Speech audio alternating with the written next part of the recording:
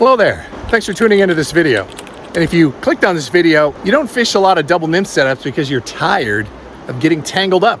That big mess. Everything's a bird's nest and you spend the next 20 minutes trying to re-rig. That's not fun. That same thing happened to me early on until I learned a certain tip to keep that from happening.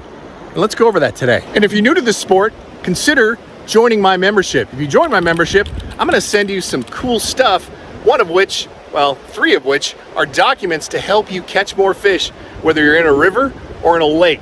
So I put together a whole document that shows the types of flies, what to look for, where trout might be found, and those perks are available to anyone that joins my online club. You'll see the join button right at the start page, homepage of my YouTube channel. So let's look at my setup that I have right here. So what I've got on, I've got a 6-weight, the FFD6, and I've got a little, kind of a small little sculpin pattern, and then I got a TJ hooker, and then I've got a great big Oros indicator. So that's a lot of stuff to have at the end of your fly rod. So if you try to cast traditionally, right, to where you're doing a lot of false casting and throw it out there, it's probably gonna get tangled up. But if you do what's called the pick up and lay down, some people call it water loading, some people call it the pick up and lay down, you will reduce the amount of tangles by about 90%. It still might happen on occasion, so get used to that as part of fly fishing. But this technique of casting really mitigates that from happening. And let me demonstrate what I mean by that. All right, so I'm gonna get everything out here.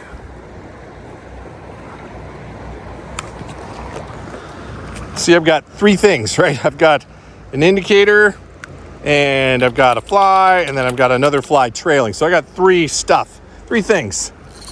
So I'm gonna pull out some line here. I'm gonna get, about a rod lengths of line out from the tip of my fly rod. Then I'm just gonna pick it up and lay it down. Pick it up and lay it down, just like that. So as little casting as I can possibly do, because this thing gets tangled up really easy. But if you do this pick up, lay down, oh, I think I had a fish. If you do this pick up and lay down, you'll reduce the number of times you have to false cast or don't false cast at all, and it really reduces tangles. See how nice and easy, nice that laid out there? Don't gotta worry about tangles. I'm feeling good about myself. Let that drift here.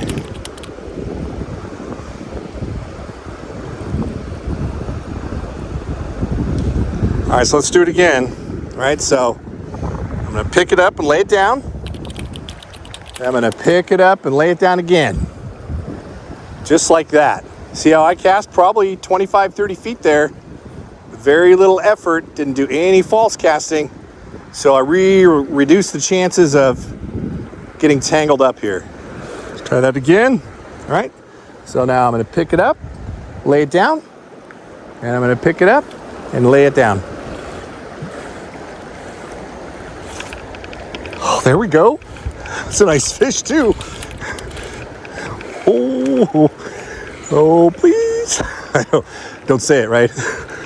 Oh, it'd be super cool if I could land this fish.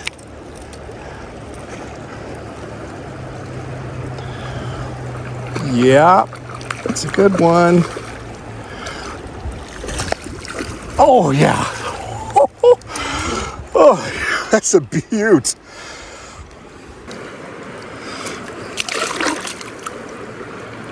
Look at that guy. Beautiful fish. And because I did the pick up and lay down cast, I didn't get tangled up, which gave me the opportunity to catch that fish. Also, don't forget to vary up the depth, right? You notice the first time I had the indicator out, I had it a little too deep and I started catching the bottom.